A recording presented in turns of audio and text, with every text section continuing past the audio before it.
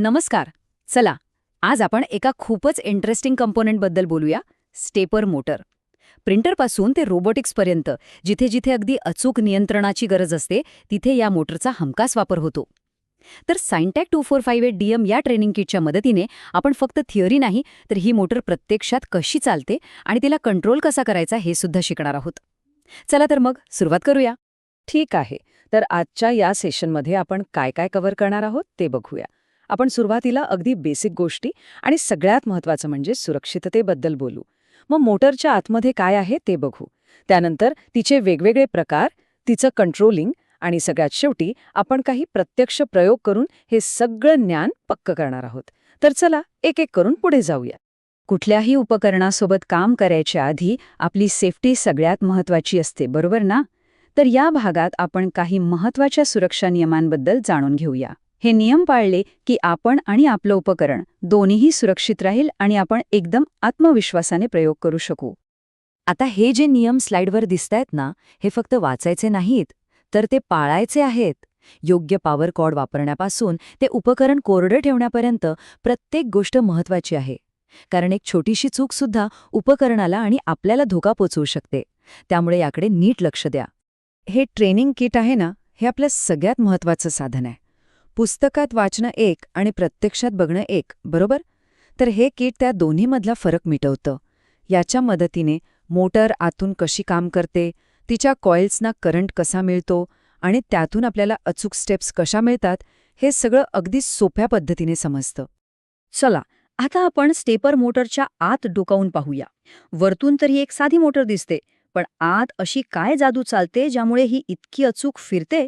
तिचे मुख्य भाग कोणते आहेत आणि ते एकत्र मिळून ही अचूक हालचाल कशी तयार करतात हे आता आपण सविस्तरपणे समजून घेऊ. बघा, या मोटरची खासियत काय आहे? ती आपल्या घरातल्या पंख्याच्या मोटरसारखी सतत फिरत नाही. कंट्रोलरकडून आलेल्या प्रत्येक डिजिटल सिग्नलवर म्हणजे प्रत्येक पल्सवर ती एक ठरलेलं, मोजलेलं पाऊल पुढे टाकते. म्हणूनच तर तिला स्टेपर मोटर म्हणतात. यातला स्टेटर हा भाग स्थिर असतो आणि रोटर हा आत फिरणारा भाग असतो.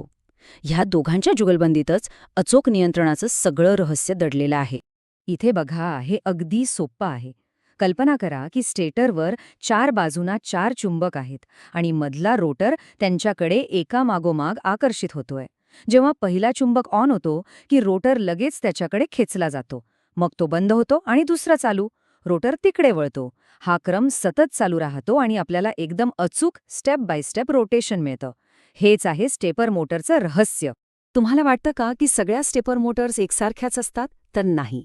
त्यांच्या कामाच्या पद्धतीनुसार आणि आतल्या रचनेनुसार त्यांचे वेगवेगळे प्रकार पडतात. इतकंच नाही तर त्यांची वायरिंगसुद्धा वेगवेगळी असते, ज्यामुळे त्यांच्या ताकदीवर आणि नियंत्रणावर परिणाम होतो. चला, याबद्दल आणखी जाणून घेऊया. या स्लाइडमध्ये 2 मुख्य प्रकारांमधला फरक अगदी स्पष्ट दिसतोय.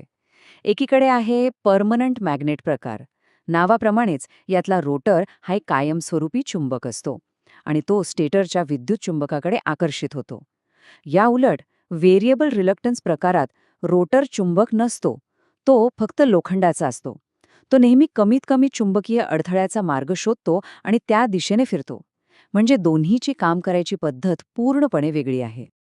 आणि मग येतो तिसरा प्रकार, जो या दोन्हीचा बेस्ट भाग एकत्र आणतो, हायब्रिड मोटर. ही मोटर म्हणजे आधीच्या दोन्ही प्रकारांची सर्वोत्तम वैशिष्ट्ये एकत्र करून बनवलेली एक आधुनिक मोटर आहे. ह्याच्यात परमनंट मॅग्नेटसारखा चुंबकीय रोटर असतो आणि व्हेरिएबल रिलक्टन्ससारखी दातेरी रचना असते. याचा फायदा काय?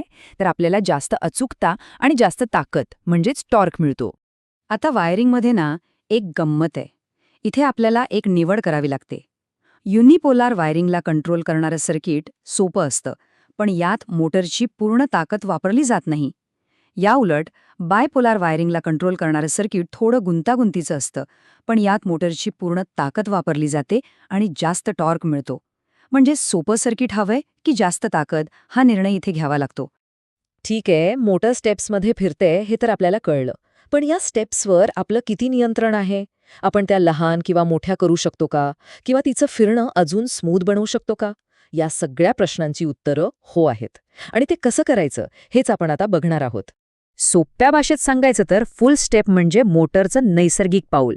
हाफ स्टेपमध्ये आपण तेच पाऊल अर्ध करतो, ज्यामुळे चालणं कसं स्मूथ होतंय तसंच मोटरचा फिरणं स्मूथ होतं आणि अचूकता दुप्पट होते. आणि मायक्रो स्टेपिंग तर कमाल आहे. इथे एका पावलाचे इतके छोटे छोटे भाग केले जातात की मोटर फिरतीये की सरकतीये हेच कळत नाही. इतकं स्मूथ आणि अचूक नियंत्रण आपल्याला मिळतं. या टेबलकडे बघा, हे खूप सोपं आहे.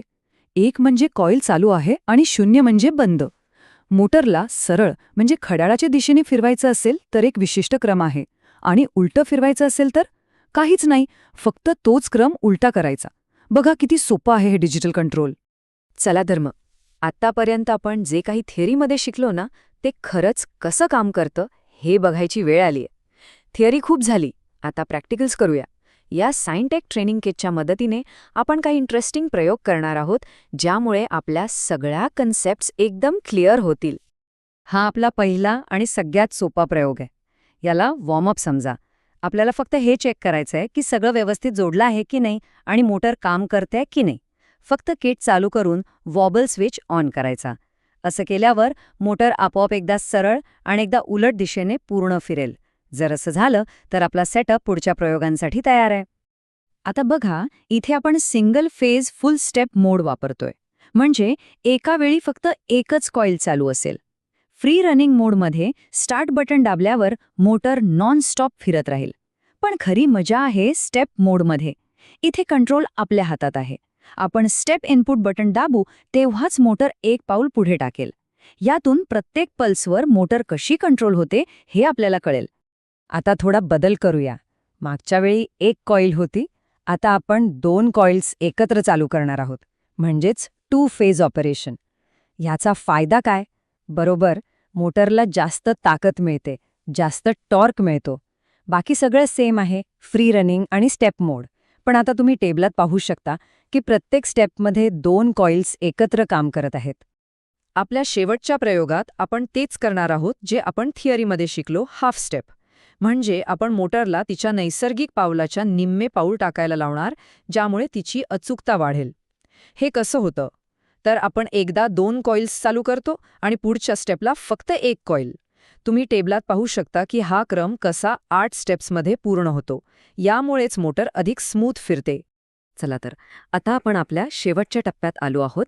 आपण थिअरी समजून घेतली, प्रॅक्टिकल्स केले. आता या सगळ्याचा उपयोग कुठे होतो आणि काही महत्त्वाचे प्रश्न बघूया, जेणेकरून हा विषय आपल्या डोक्यात अगदी फिट बसेल. हा एक प्रश्न खूप लोकांना पडतो आणि इंटरव्ह्यूमध्ये सुद्धा विचारला जातो की स्टेपर मोटरचा स्पीड वाढवला की तिची ताकद म्हणजे टॉर्क कमी का होतो? कधी विचार केलाय का? चला याचं उत्तर शोधूया. याचं कारण आहे इंडक्टन्स. याला तुम्ही कॉईलचा आळशीपणा समजू शकता. म्हणजे कॉईलमध्ये पूर्ण करंट वाहायला आणि चुंबकीय क्षेत्र तयार करायला थोडा वेळ लागतो. गाडीला जसा पिकअप घ्यायला वेळ लागतो ना, तसंच काहीसं. जेव्हा स्पीड कमी असतो तेव्हा हा वेळ आरामात मिळतो. पण स्पीड वाढवला की कॉईल पूर्ण चार्ज होण्याआधीच पुढचा सिग्नल येतो आणि मग अर्धवट चार्ज झालेली कॉईल पूर्ण ताकद कशी देणार? म्हणूनच टॉर्क कमी होतो.